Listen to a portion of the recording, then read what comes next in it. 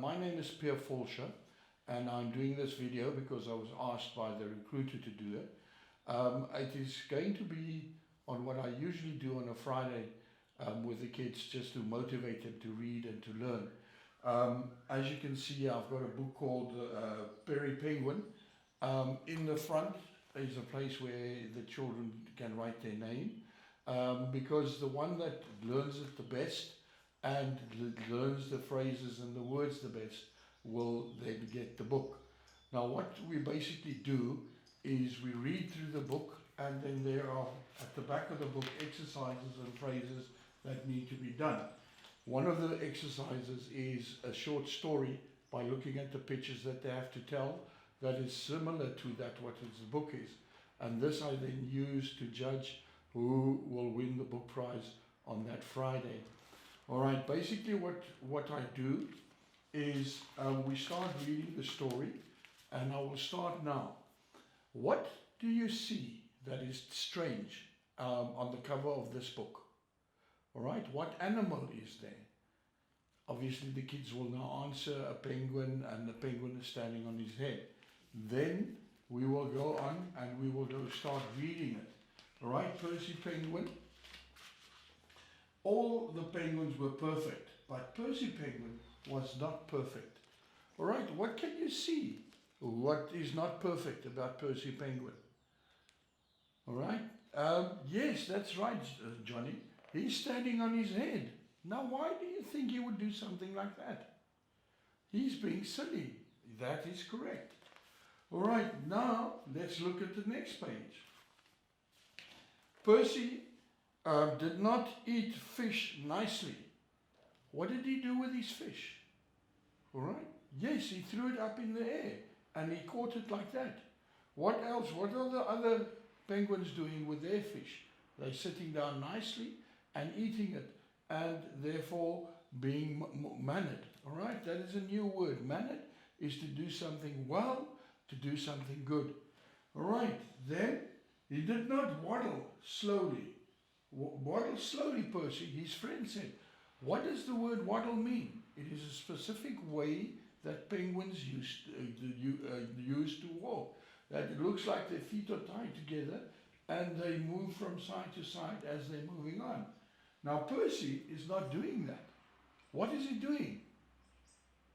Oh yes, he's sliding down the slope and knocking his friends over. Percy did not swim nicely either. Alright, all these things that penguins used to do that he's not doing.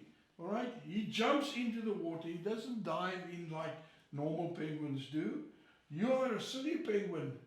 Swim nicely, Percy, they say to him as he jumps in between them and scares them and doesn't look at that.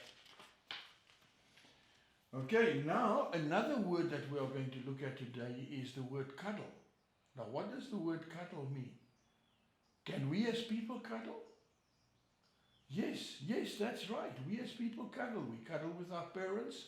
We cuddle with our dogs, our animals. Now here, when it is cold in the Antarctic where the penguins live, they group together to keep each other's body heat. And then they say the penguins all cuddled up. Alright? That is to get the body heat of the penguins. Right, but Percy made a big smell. Now what do you think he did?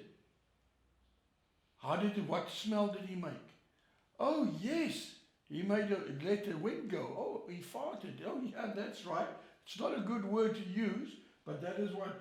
And everybody else was choking and looking unhappy because Percy made a very bad smell. Alright? And they chased him away and he felt very, very bad. Okay, so Percy was sad. He waddled off into the snow. Alright, so his friends didn't want him anymore. They wanted to take him, didn't want to be with him anymore because he was not being nice to them. Because he was lonely, what did he make? Can you look on the picture there? Oh yes, that's right. He made a snow penguin to cuddle with. What is that long thing that is sticking out there?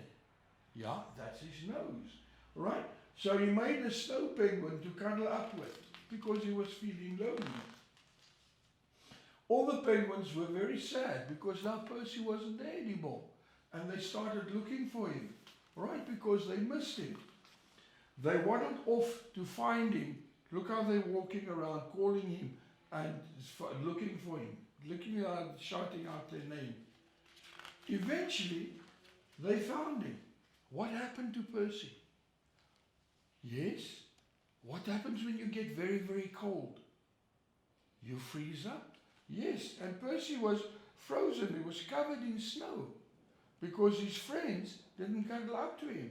But when they saw him, they then again cuddled up to him and warmed him up, and they became friends again. All right? They all cuddled up to him and warmed him up because he was so cold. We missed you, Percy, they said. So in the end, they cuddled up, they made up friends, they became good friends again, and they loved him from there on. Right, now let's look at some of the words that we looked at. Right, cuddle, fish. Why would the penguins have a story of fish in it? Oh yes, that's their food. Right, Percy being silly or being stupid, standing on his head. Right, eating. Okay, so that is words that we can go through and new concepts that the children then will be taught and be shown and have pictures on that. From there, all right, we will then go to some questions. There will be group work where they have to answer the questions that will be on separate cardboard, and they then have to sit and think about the story and answer the questions. All right, then they have to match the sounds, the H for what word, the S for what word, the C for what word, and then the S again for what word, by looking at the pictures, right, to improve the vocabulary, to improve their speaking and talking to one another. Right, and then the penguins lived in a cold place. Look at the pictures and read the words. Now, what is a cold place? All right, here in Taiwan where we live, it is not so cold that it snows. It is very warm, it's very rainy, and therefore the penguins don't like that weather. They live in the Arctic or the Antarctic, at the bottom or at the top of the world. All right, now which one of these words do you think don't fit in there? Oh yes, warm, that is correct. Now what I would like you to do is, for the next section that we are going to do, is, and each kid will get a set of pictures, or each group of kids will get a set of pictures, and they then have to write their own story, and the story will then determine if the book belongs to them or not. So that's basically what a person can do to get the children involved in reading, in learning new words, and looking at acquiring new concepts and new ideas. Okay, thank you very much.